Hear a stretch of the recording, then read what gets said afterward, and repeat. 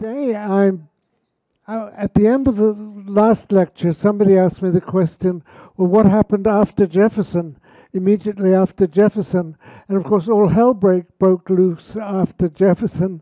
And so I decided that I would go through this a little bit.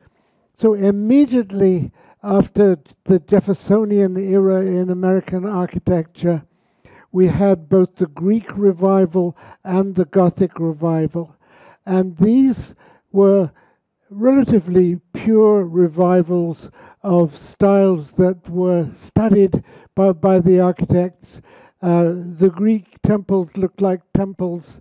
They didn't they didn't have all kinds of decorative additions that might have been added by later architects. And the Gothic was fairly Gothic. Thomas Cole, a wonderful artist of the period, did this picture called The Architect's Dream, which I love. There in the front is a Gothic cathedral in shadow, and behind it various versions of classical architecture, ending in the distance with Egyptian and even a pyramid. And Thomas Cole, this I thought I'd cut out a whole lot, so this is the long version, so I'm going to skip a lot.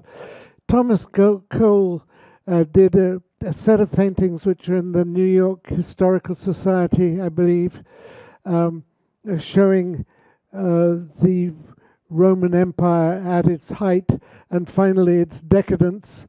And now we get to the 19th century, to the love affair that architects had with many styles of architecture.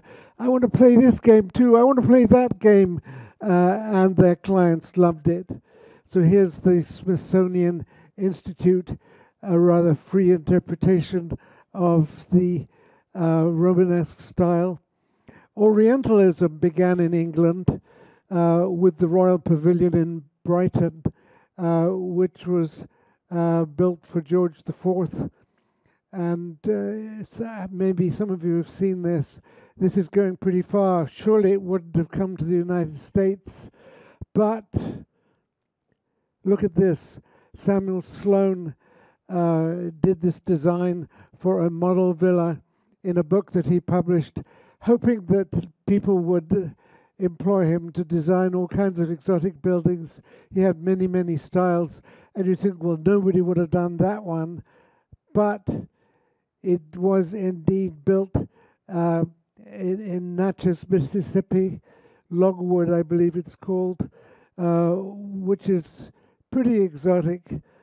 And what a fun it must have been to be an architect in those days before you had moral principles.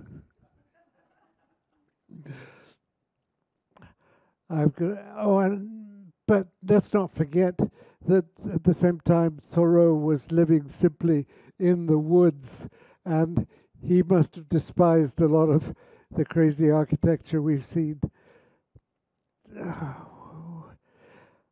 I'll end with Frederick Church, who painted this picture of the Parthenon, and he also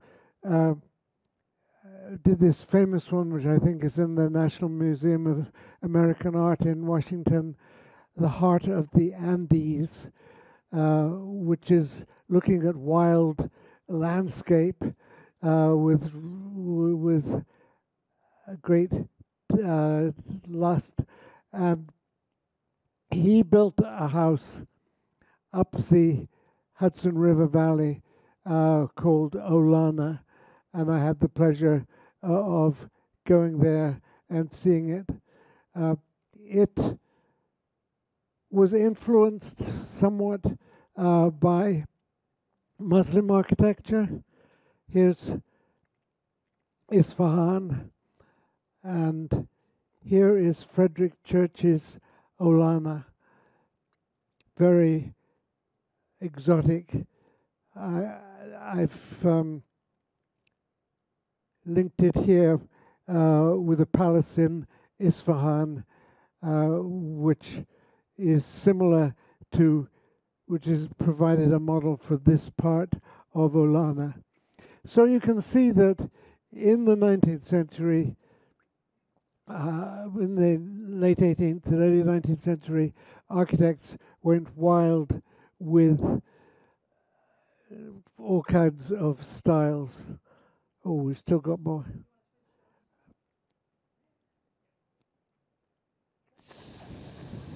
So, oh, I've just been at the inside of Olana. This is how people like to live in those days. Now we get to what we came here for, which is Henry Hobson Richardson. Richardson grew up in Louisiana, and because he lived in New Orleans, he actually spoke French. So after he had studied engineering at Harvard, he decided that he wanted to be an architect. And there was no school of architecture in the United States. Architects simply learnt by being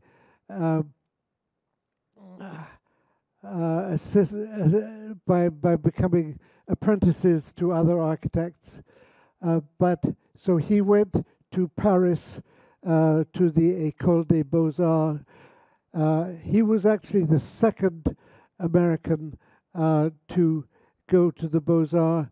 The first was Richard Morris Hunt, but he went there, and then while he was there, the Civil War was going on. His family plantation was attacked. His parents lost all their money, so he no longer had any parental support. And this was good for him, perhaps, because it means that he got a job with a French architect who was impressed by his ability, and he quickly was running huge projects. And so he came back to America, not only having studied at the Beaux-Arts, though he never completed his course, but having worked for a successful French architect. Well, the kind of architecture that was taught at the Beaux-Arts was very flamboyant versions of the classical style. The French Second Empire style is characterized by the opera and an extension to the Louvre by Hector Martin Lefouel.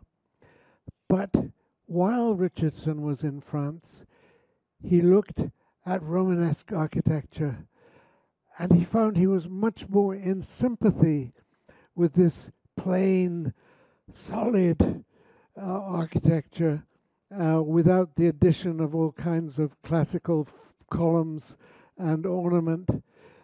So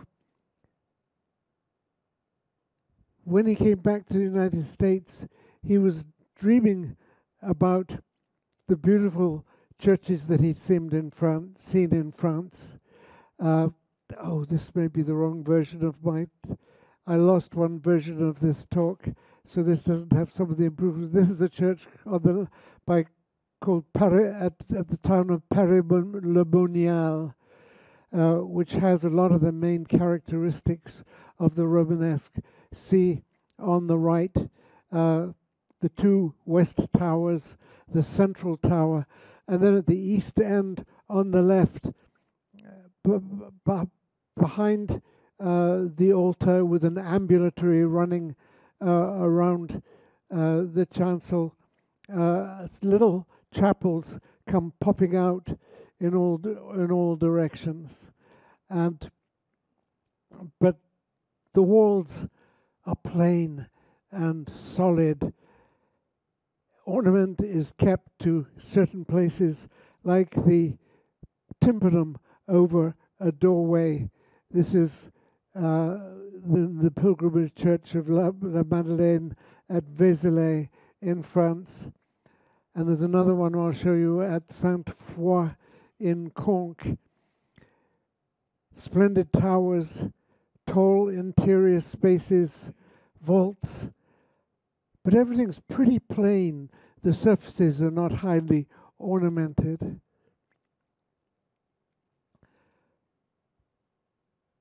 So here's the nave of Conques, and now let's look at Saint-Cernin in Toulouse with a wonderful tower.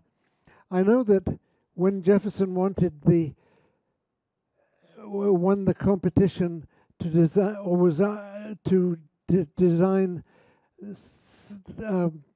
Trinity Church in Boston, he wanted a tall tower, but turned out that the ground was not very solid underneath it. It was fill, and it couldn't take as much weight as Saint-Cernin, and so they didn't do that. Here you see the plan on the right of Saint-Cernin, typical French Romanesque, a long nave, transepts, the arms of the cross coming out, and the choir with the chapels around it. There are also some little chapels on the east side of the transepts.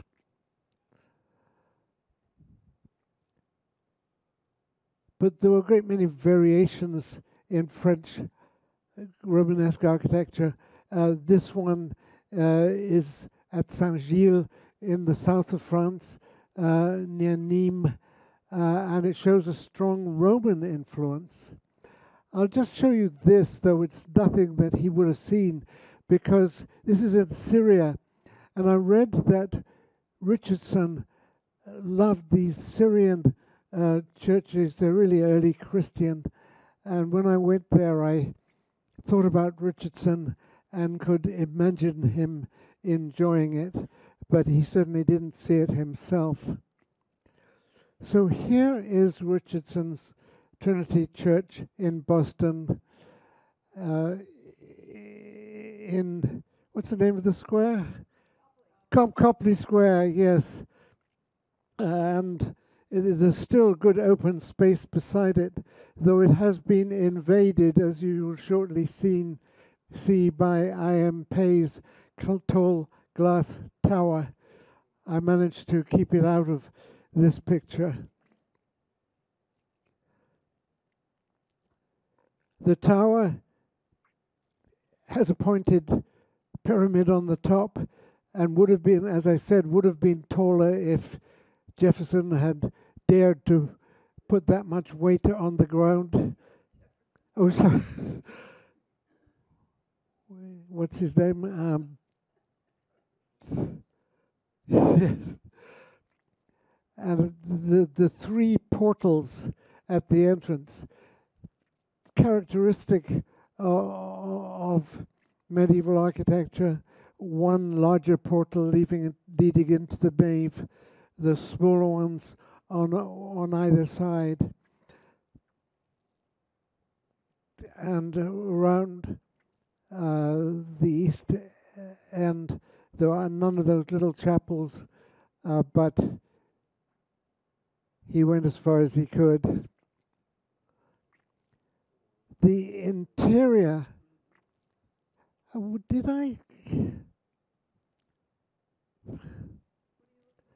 I mention, no, I think I didn't talk about, this is comparing Richardson's Trinity Church and Saint-Cernin in Toulouse. It's much shorter. Not only that the congregations weren't quite as large, but his idea was to make it more compact so that the whole congregation is close to the altar. And that we will see when we go into Trinity Church. He also used ties going across the spans to stabilize the walls, to stop the weight of the vault pushing the walls out, which was probably a matter of economy. So let's take another look at the portals with clusters of columns around them, just as we saw in France. And there is the intrusion from IMP. And when I lived in Boston, no, I guess it was when Susan lived in Boston, but I went back later. A lot of the windows fell out of the John Hancock buildings and crashed on the ground. They had to replace all of them with a new design. So this, I have a version of this that I haven't made, that hasn't got all the improvements, but never mind. I'm sorry, I'm a bit chaotic today. Here is one of Richardson's first houses in his own country, the Watts Sherman House in Newport, Rhode Island. And you really can't see any sign of the Beaux-Arts education about it.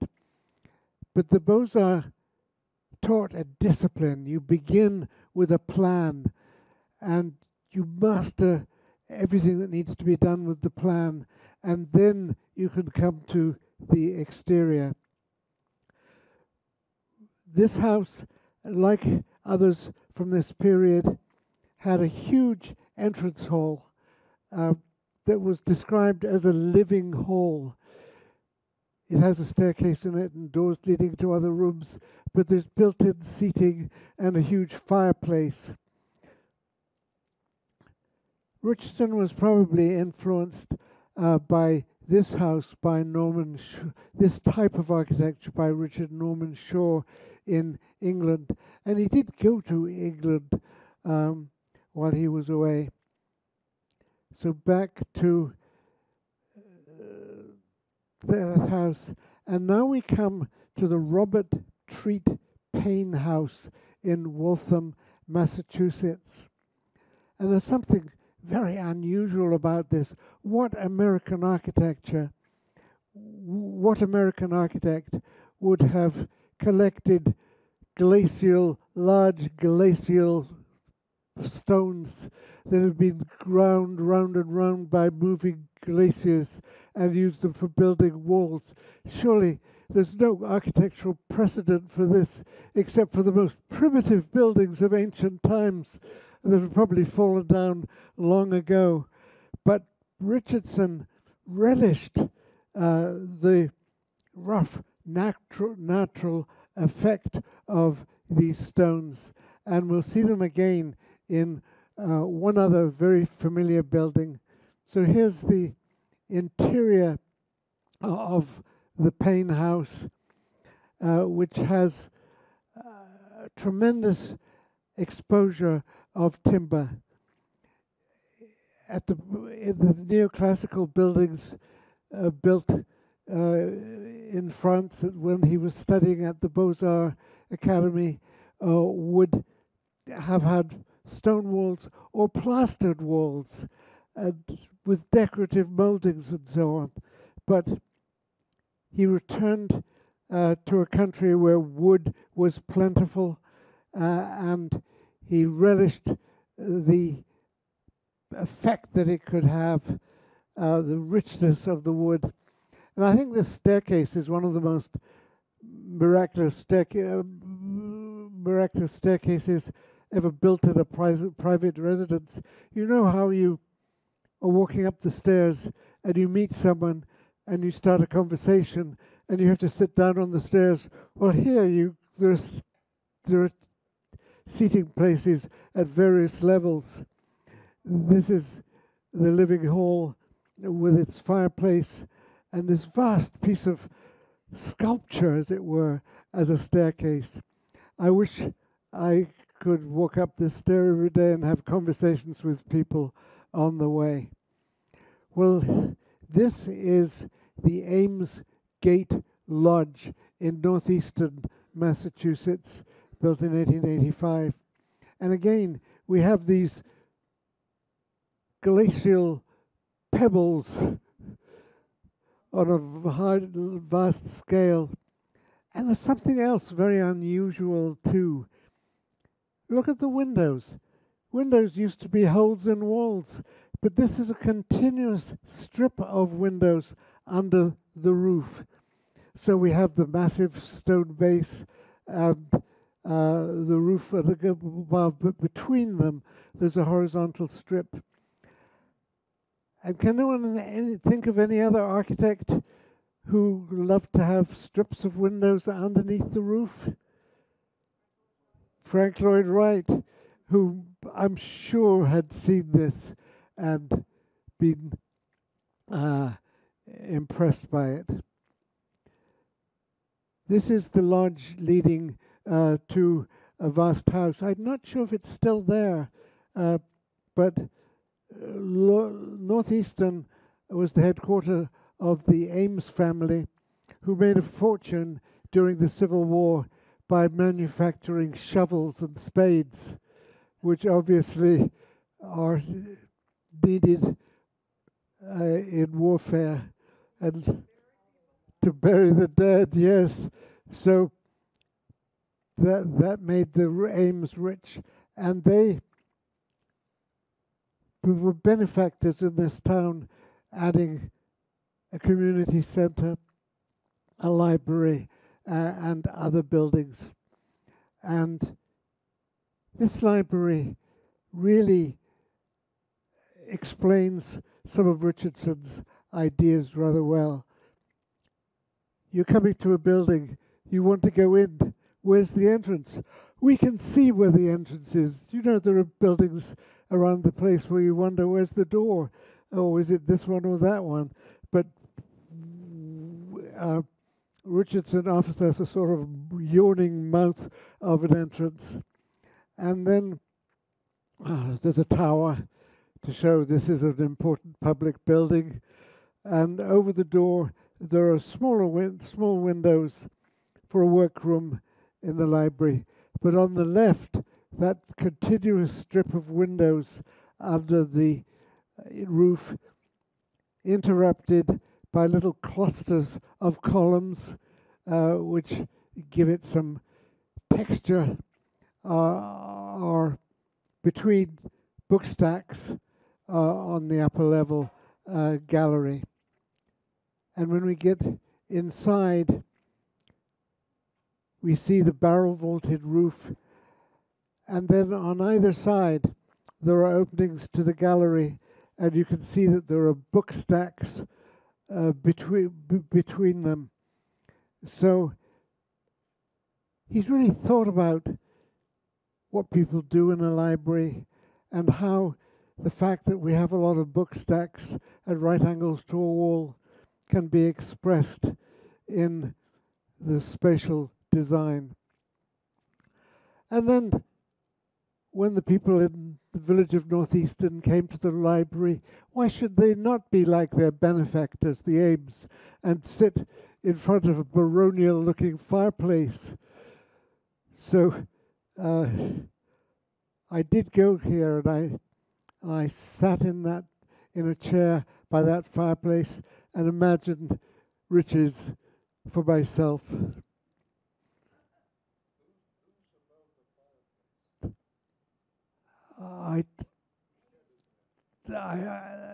It's probably great-grandfather Ames or something like that. I don't think we can see it. And then there's a community center. Little turrets at the corners give a flourish, a high central roof. The buildings in their way are simple, but they're eloquent. If you're turning a corner, why not celebrate the corner with a turret? If you're going to put a roof on it, why not let the roof spring up towards the sky? And then as we get closer, we like to look at details. This is a detail of one of the capitals here, supporting these huge arches. And look at you see there's a squirrel there eating a nut among the leaves. It's very charming in a way that sculpture in medieval churches is. They often give little details of life that make us smile.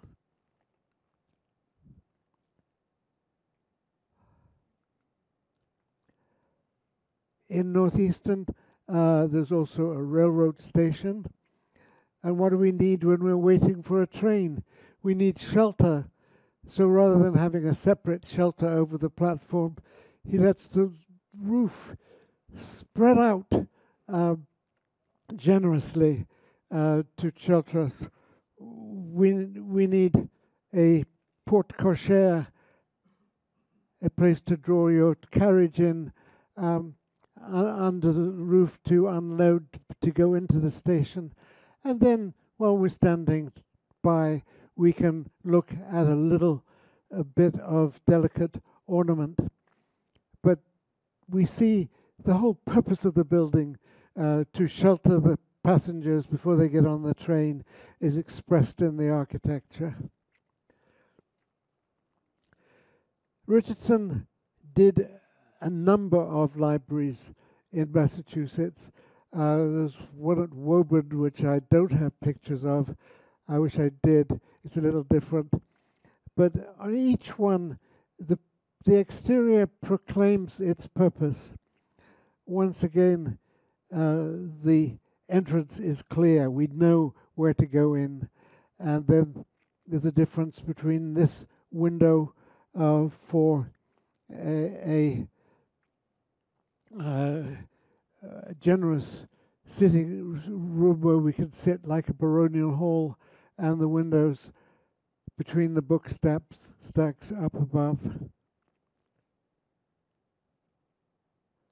So there is the plan of it.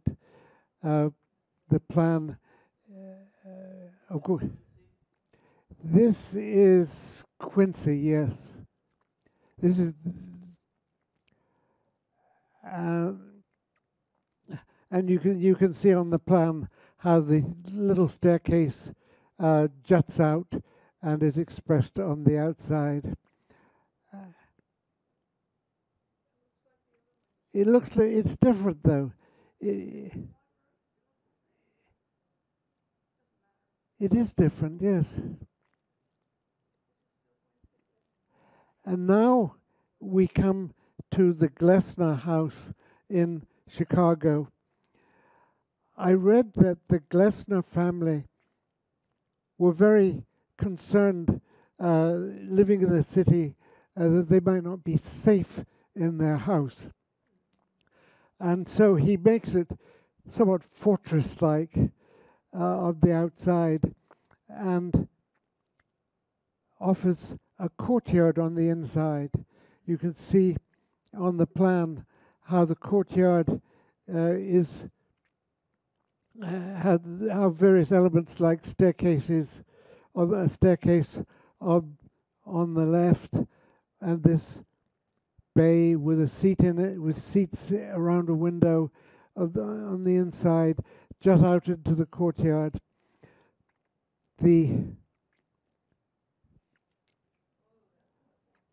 aerial view, I did not take this picture myself. I was not able to do that, but it gives this idea of a house that's fortress-like on the outside, but then has quite a lot of interior space and even a high wall between the house and the park behind it. This house is now used for weddings. It's a museum house. They've restored a lot of the original furniture. Unfortunately, most of the pictures I could find of the interiors were way too small, so they would have come out hopelessly fuzzy. But you can, this one's not quite as bad. But there, the outside is expressing security. The inside is expressing an enjoyable family life.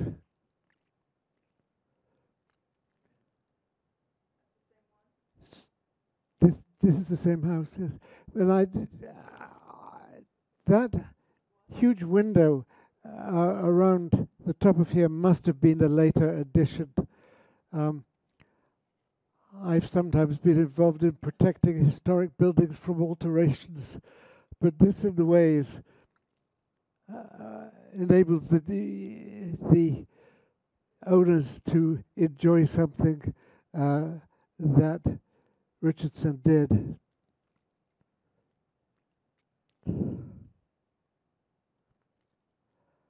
And there's another strong staircase. You go up a staircase and you come into a space that turns the corner, and then on the right is the living room. This is, I think the top step is just showing.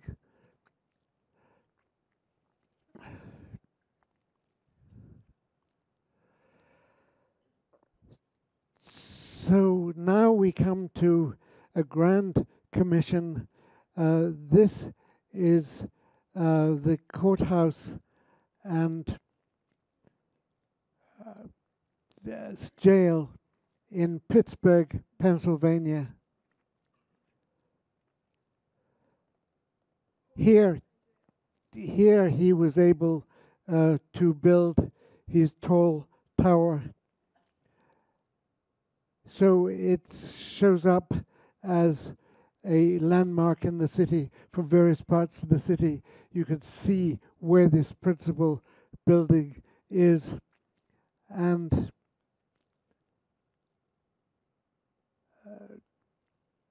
then looking at the exterior, we can see various projections. Looking at the outside, there are the small projecting areas, and there are wider areas between. This one is a courthouse, and then between it are the offices for judges and a smaller office for their.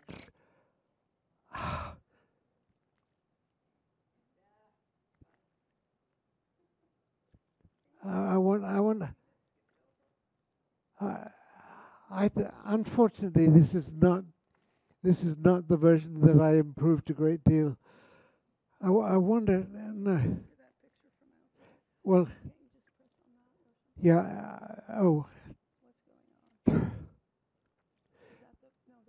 Well, yes. I wanted to show how the plan relates. Is that still the jail? No, this is still the courthouse. The jail is behind. So, in these towers are judges' offices. There's a courtroom, and there is a judge's office with assistants in another office behind, and then the courtyard in the middle.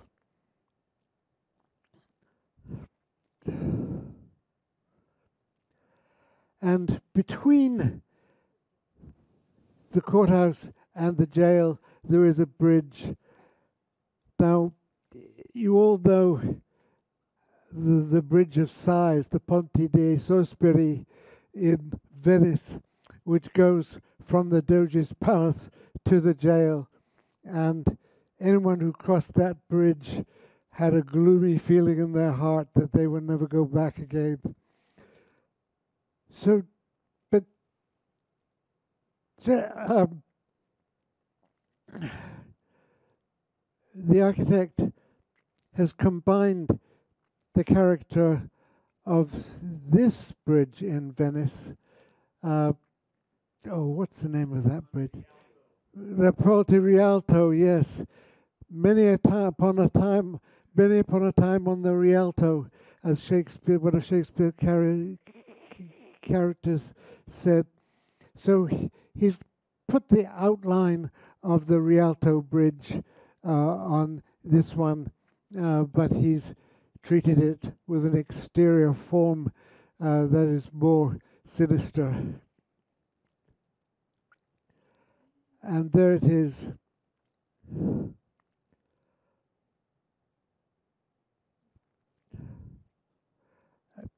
And you know, there's scenes in films when someone who's been in a prison for a long time emerges through a door to people waiting outside. I'm surprised they haven't used this one. It's really splendid. Oh, sorry, I hadn't got there yet. Those must be some of the largest voussoirs, wedge-shaped stones for vaults, ever put into a wall. Think of picking them up and laying them in this wall.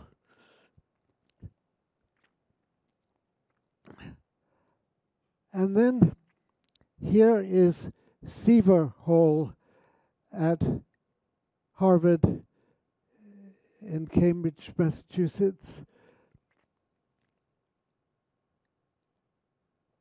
Richardson loved to break the spread of a wall with projections, and these again are faculty offices with classrooms in between, just like the courtrooms and the judges' offices.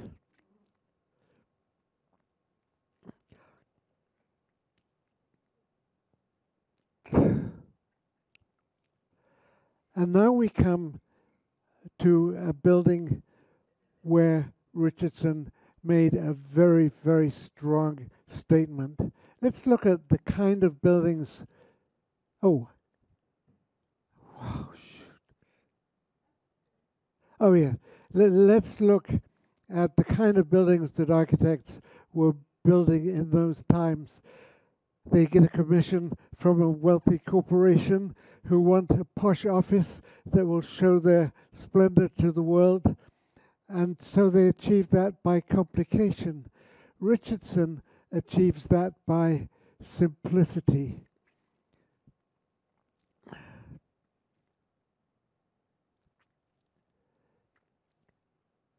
And let me just compare that to the famous Roman aqueduct, the Pont du Gard, one of my favorite structures in the world. What magnificence! And you don't have to have fussy ornament to be magnificent. You could have grand spans of arches.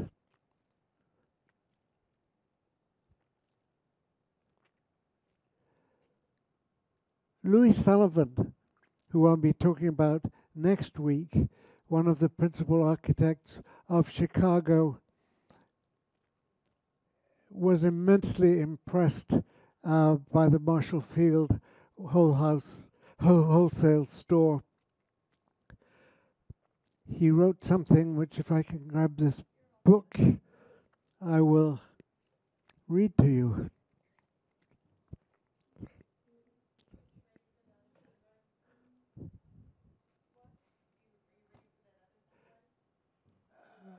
Oh, we're on the second one already.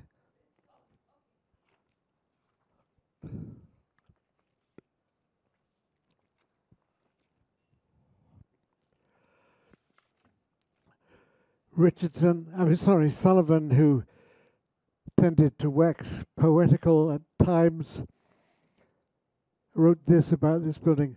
4 square and brown, it stands in physical fact, a monument to trade and to the organized commercial spirit, to the power and progress of the age, to the strength and resource of individuality and force of character.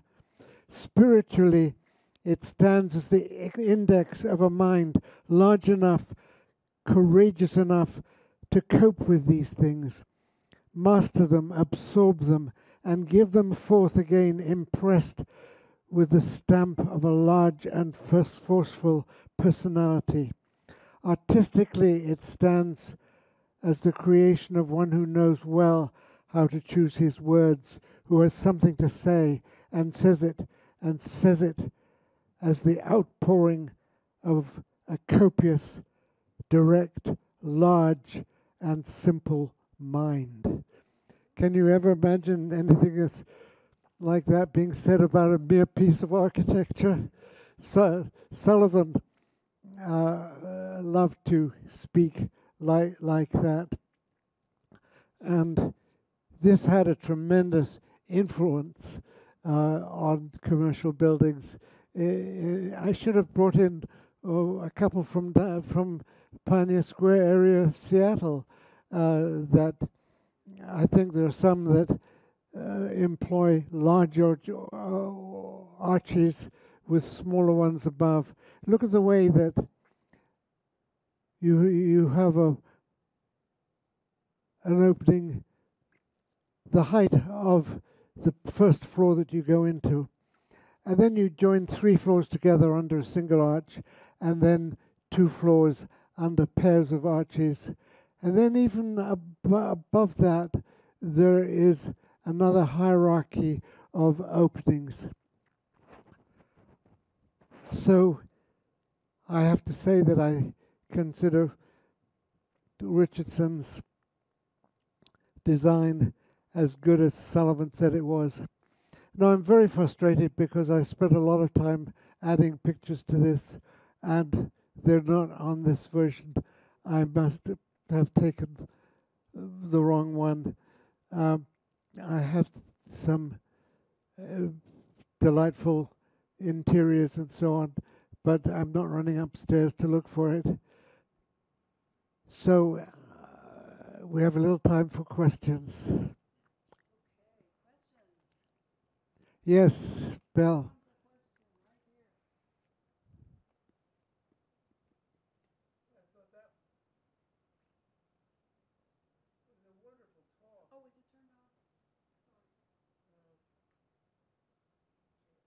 That's it now. I thought it was a wonderful talk, and personally it was valuable for me because I tend to label Richardson as neo-Romanesque, and I don't think that's a good idea at all, because I think what you have shown is his originality in so many ways. I mean, he liked the arch, and there were some other features of Romanesque architecture that he liked and used, and that's all fine. But I think seeing all these different buildings makes it clear to me that, he had a lot of originality. So thank you. Are you an architect? No. You have the eye of an architect. Well, that's a very, very, very good comment. I really appreciate that. I think you're absolutely right. Yes, Bill. Oh, are you done? What did Richardson leave any notes to say why he moved from the glacial stone into the more finished stone and then ultimately into brick? What caused him to move through that progression? Well, I wish I knew the answer. Grant knows the answer. Yay! Grant knows the answer. We count on you, Grant. I don't know the answer to that one, but it does seem to me that he is as much Neo-Neanderthal as Neo-Romanesque, and in a very good way. He had a real sense of the guts of a building, how you hold the thing up. That arch that you showed from the jail is a magnificent expression of that. That arch is going to hold that wall until perpetuity. And it's been said that Wright drew a great deal from Richardson. Your comment about the sweep of windows in the libraries is a case in point. I think that probably was influential. I appreciated your talk very much, Henry. The strength in Richardson of this idea of the forces that work and how they are retained is really quite something. That Ames Gate Lodge, I think, is magnificent. Well, I have a theory about the stone. Maybe he didn't have any more glacial rocks to use. So he had to find another source. Where's it gone? Oh, here it is. Yes. Any other theories? Yeah, that was like his supply. Anybody else have questions? Yeah? Well, I've always felt that I went to Trinity Church in Boston when I lived in Boston. I actually went to church there. And I always felt it was very, very weird because it was so wide. And, you know, most churches you have kind of a sense of intimacy, and this one didn't. It was very, very big. Grant.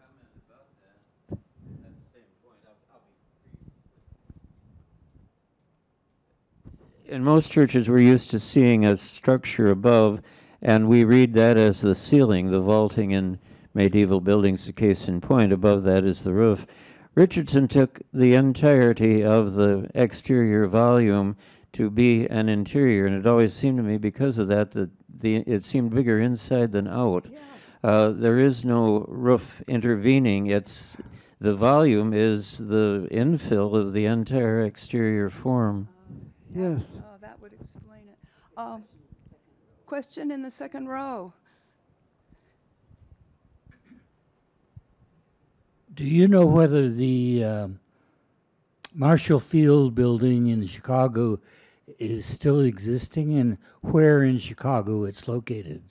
I believe, I don't think it is. The warehouse is gone, isn't it? Do you know, Grant? Yeah, it's been torn down. I think it's been torn down, yes. How could they? Must have been hard work. Yay! Our neighbors are coming through for us. Yes.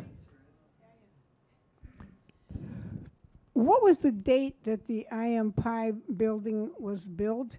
And was there a huge amount of controversy in the community when the land was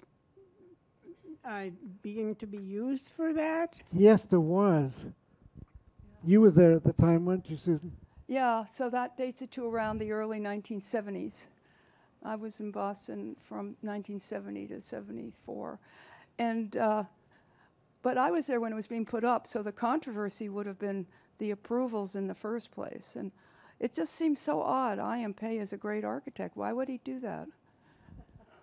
You know, it's just really weird. I have a question about that. You showed us a wooden vaulted roof, and I think it was in one of the libraries. And I thought that was an extraordinary technical achievement, and I wondered where he found people to do that kind of subtle bending of the wood. And you probably don't know the answer, but you remember that interior library? This one? No, interior? Is there an interior? Oh, the next one. Yeah, that's it. Yeah, I mean, it's an extraordinary technical achievement, and I wondered, it's pretty unique, isn't it, maybe? Is it unique? Boat building. What? Boat building. Boat building. Look, there is the hull of a ship of a boat upside down. Ah, thank you. Great. But like Richardson really enjoyed, despite all that stone, all those stone buildings in France that he'd studied, he loved building in wood and showing its majesty. Any other questions, comments? Okay. Thank you, Well, Henry. next I'm going to talk about Louis Sullivan and the Chicago School. It was not a school like a place to learn. It was more like a school of fishes swimming the same way, and with a strong influence from Richardson. And then I'm going to talk about a Northwest architect who I have written a book on myself. You can see it in the library, Kirtland Cutter. He designed the Revere Club in Seattle, but he was mainly working in Spokane in his early career and built mansions for the millionaires and the Davenport Hotel. But he did something which was very unusual. He constructed rustic buildings for the wilderness. You've all been to national parks where there are lodges and shelters in a rustic style. Well, he was one of the first architects to do that, and it began actually with the Idaho building at the World's Columbian Exhibition in Chicago. I'm giving my that. So after Cutter, what am I going to do? Oh yes, I'm going to do Louis Kahn. What? Him to include some women. So there will be some women and hopefully some black architects. Oh, I have one on Native American, but contemporary Native, not teepees. And both. well, a little bit of teepee, but mostly contemporary. So there will be all sorts of new ideas. And the lecture that was going to be enhanced, that got left behind, was on Julia Morgan. How many of you heard of her? She designed the Hearst Castle. And is she contemporary with Richardson? She was a bit later, but she went to the École des Beaux-Arts. Yeah, so she was the first. He was the second American man. She was the first woman of any nationality. And she had to wait for 2 years to be admitted. So that was dramatic. So anyway, previews of coming attractions. Thank you all. Thank you.